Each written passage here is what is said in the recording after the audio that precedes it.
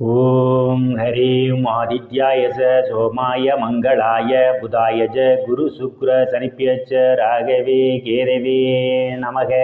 உலகை கட்டி காக்கும் பரமேஸ்வரன் பார்வதியின் திருவருளால் அனைவரும் நலமுடன் வாழ இந்த எல்லாம் வல்ல இறைவனை வணங்கி நேயரில் அனைவருக்கும் எனது அன்பான வணக்கங்களை தெரிவித்துக் கொள்கின்றேன். இன்றைய பதிவிலே நாம் பார்க்க இருப்பது பங்குனி மாதத்திற்கான ராசி பலன்கள். கிரகங்களின் நிலைகளை பற்றி பார்க்கலாம். பங்குனி மாதம் 1ஆம் தேதி வாக்கிய பஞ்சாங்கத்தின்படி கிரகங்களுடைய நிலைகள். மேச ராசியிலே குரு பகவான் அமர்ந்திருக்கிறார். கன்னி ராசியிலே கேது பகவான் அமர்ந்திருக்கிறார். கும்ப ராசியிலே சனி பகவான், சுக்கிர பகவான், செவ்வாய் பகவான் அமர்ந்திருக்கிறார்கள். மீன ராசியிலே சூரிய பகவான், புதன் பகவான், ராகு பகவான் அமர்ந்திருக்கிறார்கள். பங்குனி மாதம் 19ஆம் தேதி சுக்கிர பகவான் கும்ப ராசியிலிருந்து மீன ராசிக்கு இடப்பெயர்ச்சி ஆகிறார். நான் கூறக்கூடிய பலன்கள் அனைத்தும் வாக்கிய பஞ்சாங்கத்தின்படி கோச்சார ரீதியான உலக மக்கள் அனைவருக்குமான பொது பலன்கள். ஒரு தனிப்பட்ட நபரின் பலன்களை துல்லியமாக தெரிந்து கொள்ள வேண்டுமென்றால் உங்களுடைய சுய சாதகத்தில் கிரகங்கள் இருந்த நிலைமையும் தற்போது நடக்கக்கூடிய தசாபுத்தியும் கணக்கில் எடுத்துக்கொண்டு பலன்கள் எடுக்கும் போதுதான் துல்லியமான பலன்களை எடுக்க முடியும். உங்களுக்கு துல்லியமான பலன்கள் தெரிந்து கொள்ள விரும்பினால் உங்களுடைய பிறந்த தேதி, நேரம், பிறந்த ஊர் ஆகியவற்றை எனது வாட்ஸ்அப் எண்ணிற்கு அனுப்பி வைத்து பலன்களை தெரிந்து கொள்ளலாம். உரிய கட்டணம் செலுத்தி வாருங்கள் ராசிக்குள் போகலாம். துலாம் ராசி. ராசியிலே எந்தவித கிரகங்களுமில்லை. ராசியை குரு பகவான் பார்வையிடுவதால் செயல்பாடுகளில் ஒரு வேகம் நிறைந்திருக்கும். பெயர் புகழ் அந்தஸ்து நிறைந்து சந்தோஷம் நிலவக்கூடிய மாதமாகவே பங்குனி மாதம் துலாம் ராசிக்காரர்களுக்கு அமைய இருக்கின்றது. தனம் குடும்ப வாக்குஸ்தானத்திலே எந்தவித கிரகங்களும் இல்லை. தனம் குடும்ப வாக்குஸ்தானத்தை சனி பகவான் பார்வையிடுவதால் உங்கள் பேச்சில் கவனம் தேவை. பிறரிடம் பேசும்போது எச்சரிக்கை தேவை. இல்லை என்றால் உங்களுடைய பேச்சு உங்களுக்கு கெடுதலை ஏற்படுத்துவதற்கான வாய்ப்புகள் உண்டு. நீங்கள் எதிர்பார்த்து கொண்டிருந்த இடங்களிலிருந்து பண வரவுகள் கிடைப்பதற்கு சிலருக்கு காலதாமதம் ஆகலாம். தைரிய வீரியஸ்தானத்திலே எந்தவித கிரகங்களும் இல்லை. தைரிய வீரியஸ்தானத்தை குரு பகவான் பார்வையிடுவதால் தைரியமாக எதிரிகளை வெல்லக்கூடிய ஆற்றல் உங்களுக்கு உண்டு. இளைய சகோதர சகோதரிகள் மூலமாக சிலருக்கு பொருளாதாரம் மேம்படும். அவர்களால் அனுகூலமான வளங்கள் உண்டு. சிறு குறு பயணங்களால் சிலருக்கு ஆதாயம் உண்டு. சிலருக்கு கடித போக்குவரத்தால் நற்செய்திகள் வந்து கிடைப்பதற்கான வாய்ப்புகளும் உண்டு. சுகஸ்தானத்திலே எந்தவித கிரகங்களும் இல்லை. சுகஸ்தானாதிபதி சனி பகவான் புத்திரஸ்தானத்திலே பயணம் செய்து கொண்டிருக்கின்றார்.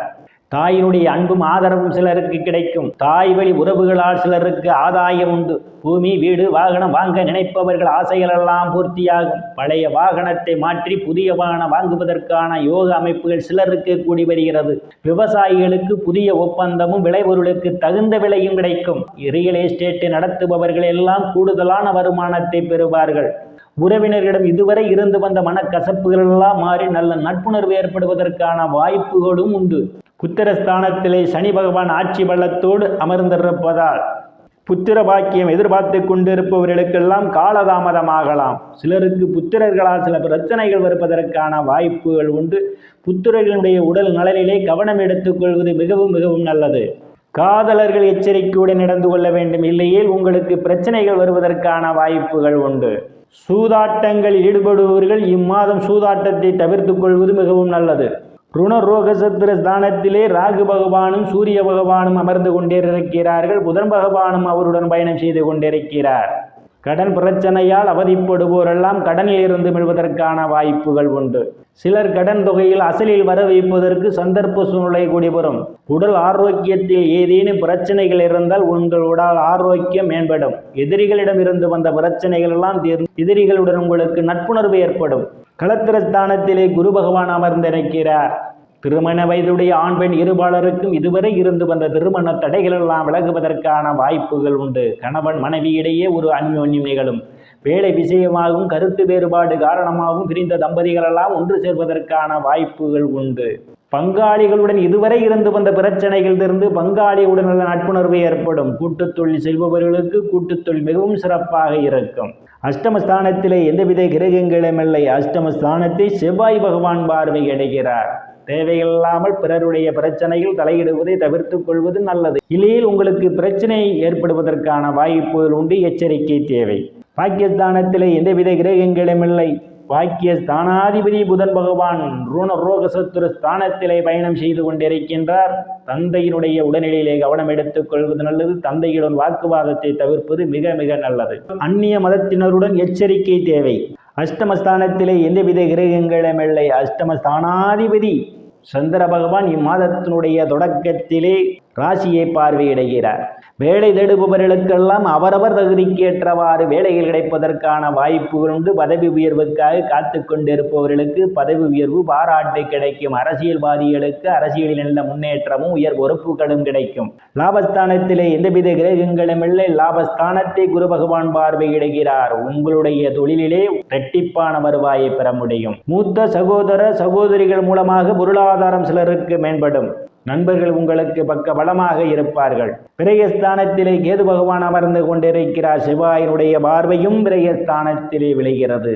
வெளிநாடு வேலை தேடுபவர்களுக்கெல்லாம் வெளிநாட்டில் வேலை வாய்ப்புகள் கிடைப்பதற்கான வாய்ப்புகள் உண்டு. சந்திராஷ்டமம்.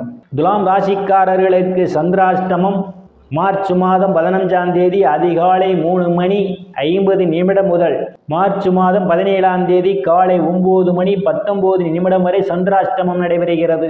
அன்றைய தினம் முக்கிய முடிவுகள் எடுப்பது, தொலைதூர பயணத்தை தவிர்ப்பது, முக்கிய ஆவணங்களில் கையெழுத்திடுவது போன்றவற்றை தவிர்ப்பது மிகவும் நல்லது. அன்றைய தினம் சர்க்கரையை தானம் செய்து அம்பிகையை வழிபட்டு பணிகளை தொடங்குவது மிகவும் சிறப்பு. பரிகாரம்: துலாம் ராசிக்காரர்கள் சனிக்கிழமை அல்லது புதன்கிழமை நாளிலே பெருமாள் கோவில் சென்று நெய்விளக்கு தீபம் ஏற்றி வழிபடுவதால் உங்களுக்கு ஏற்படக்கூடிய காரிய தடைகள் விலகி பொருளாதாரம் மேம்படும்.